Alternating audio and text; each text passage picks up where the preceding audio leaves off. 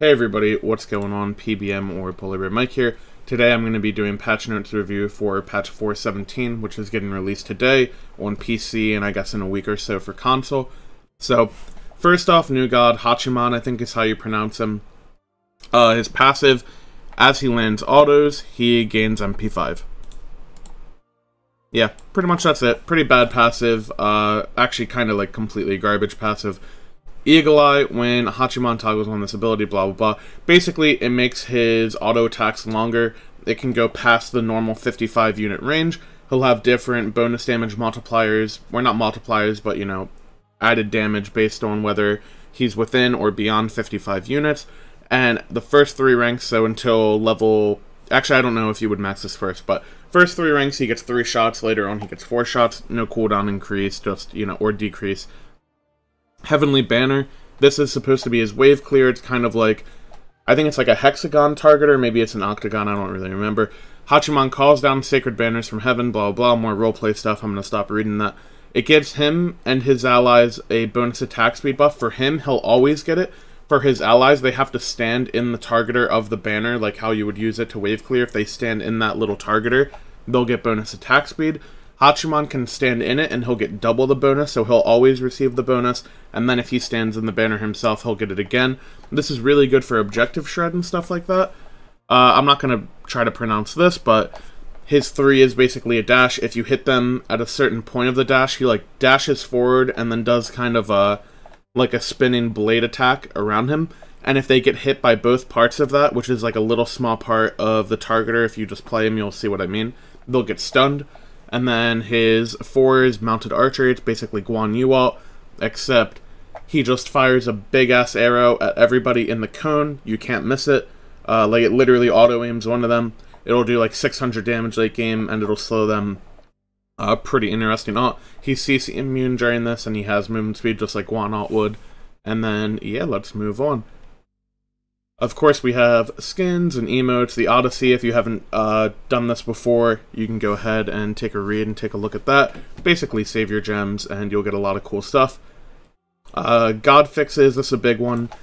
Chiron's Cleanse was actually cleansing enemy gods of CC, so if you were, like, using him in ranked, your support could, like, Athena taunt somebody, and then you could cleanse the Athena taunt off of the enemy god, which is just super troll if you wanted to follow up with it. So, really good that that bug got fixed. Brawler's Beatstick is the only item change. Increase the cost from 2200 to 2350. A bit of an interesting change because you kind of need Brawlers to be able to counter healing. But the logic is that it puts it more towards the price of Divine Ruin, and Brawler's Beatstick was being built whether they had healing or not because it was just too efficient. So it's a fair nerf. I think it's maybe a little bit too much. They could have just left it at 2300, but... you know, whatever, no big deal. Bastet now has a new passive on her ultimate, which is if they kill your cat, so if they basically kill your ult, you'll get a physical power buff for each cat killed, from 7 to 15 per cat, which means 21 to 45 if all of them are killed. Just a nice little thing if you're, like, if you're Scylla and you try to ult someone in the late game, and then it just gets, like, Scylla Crush and all of them are dead, your ult doesn't feel useless, you at least get some more damage out of it, which is very nice. Moving on to Hell, this is her Decay, her 1, so her little line skill shot, the ball that explodes. The explode radius from that is being decreased by 3 units, and then upgrading the targeter to better display this radius, so just kind of nerfing her poke a little bit and nerfing how easy it is to hit that. Inspire, decreased movement speed for allies from 25 to 10%, but you still get the 25% movement speed. So just toning down Hell a little bit, she'll help her team a bit less because they get 15% less movement speed. It won't be like a permanent heavenly, but she'll still have the movement speed for herself, so it won't feel like you're easier to kill if you're playing the Hell.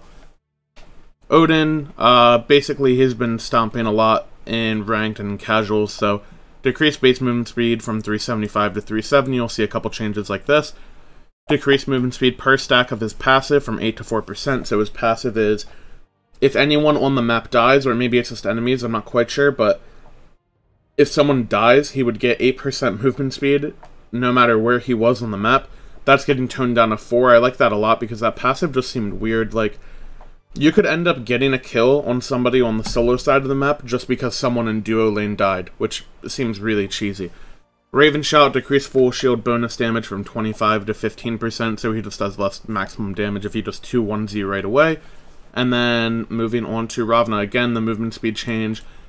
Mystic Rush, this is his ult. Decrease the damage mitigation buff. Okay, holy fuck, thank God they finally nerfed this. 40% at level 5. He would have 40% damage mitigation if he just pressed 4.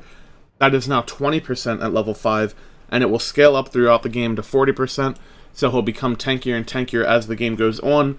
But the problem with Ravana was that in the early game, you couldn't really punish him because he was so tanky and he did so much damage. That's getting addressed a little bit. Increase the cooldown on his ult from 90 to 70 to 110 to 90. So in the early game, he also has a 20-second increase on his ult timer. Again, this is huge. It gives you more chances to go on him and engage on him and try to pick him, so he's not just as unkillable in the early game.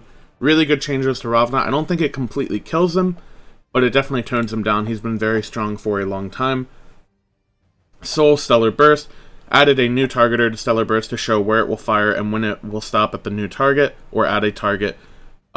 This is similar to Opwash Corpses, his little, one, it'll fire out and it'll show you if it's hitting a wall or if it's hitting a minion or whatever. Sun Wukong, again, movement speed change.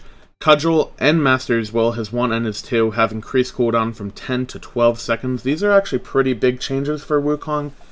I don't know why I said that's so weird. I had, but anyways, these are big changes for Wukong. He ends up having a lot less poke because of this, and he trades a little bit worse in lane. But once you get to the later game team fights, and he has full CDR anyways, you won't notice this as much. It'll just be like a second off your abilities at that point, a little more. So, not horrible for team fighting, but for the earlier phases of the game, he won't be able to poke as much in lane. And then Zeus, movement speed increase from 355 to 360 just to help him out because he's a little immobile and stuff of that nature. And that's actually it, guys. Pretty short patch notes. I'm just going to get this out here because the patch goes live today, so if you want to know exactly what's going on, then there you go. I will be back for the next patch and maybe a couple other videos updating the esports and SPL life and all that good stuff. But for now, I'm out. Peace out. Have a good day. Thanks for watching.